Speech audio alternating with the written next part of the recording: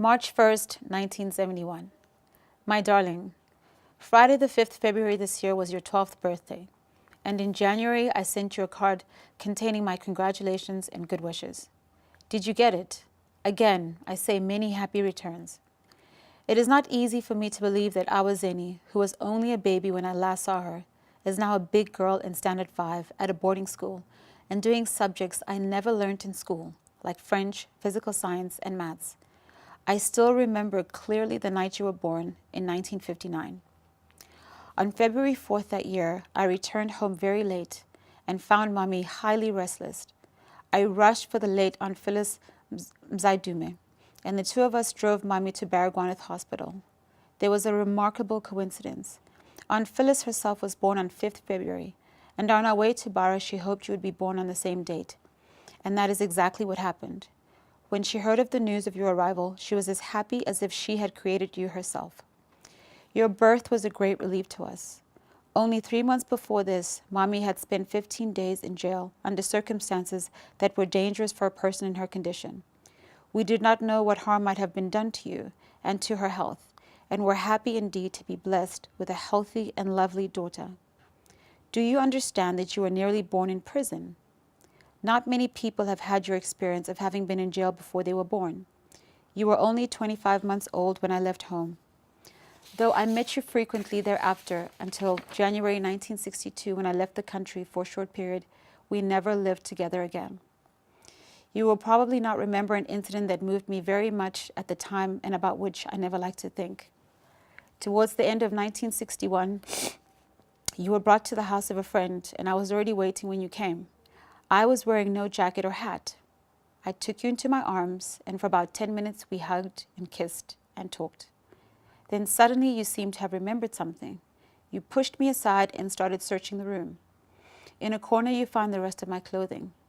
After collecting it, you gave it to me and asked me to go home. You held my hand for quite some time, pulling desperately and begging me to return. It was a difficult moment for both of us. You felt I had deserted you and Mommy, and your request was a reasonable one. It was similar to the note that you added to Mommy's letter of the 3rd December 1965, where you said, "Will you come home next year? My mother will fetch you with her car." Your age in 1961 made it difficult for me to explain my conduct to you, and the word expression that I saw in your face haunted me for many months thereafter. Luckily, however, you soon cooled down, and we parted peacefully.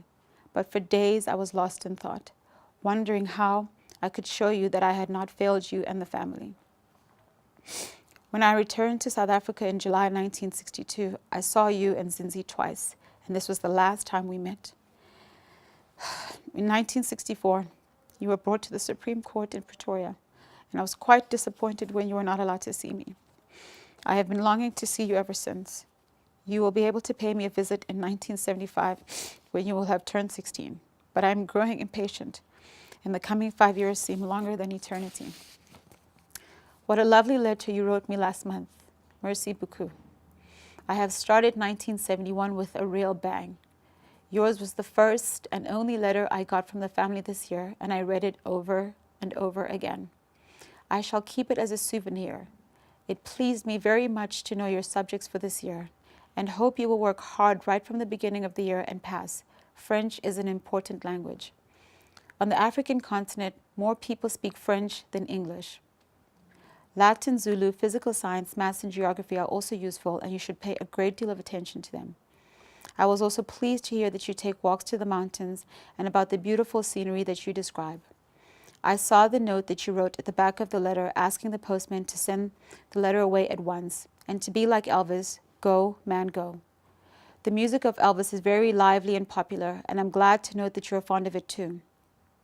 I hope that you also love the music of Mary Makeba, Kaluza, Paul Robeson, Peter, Beethoven, Tchaikovsky.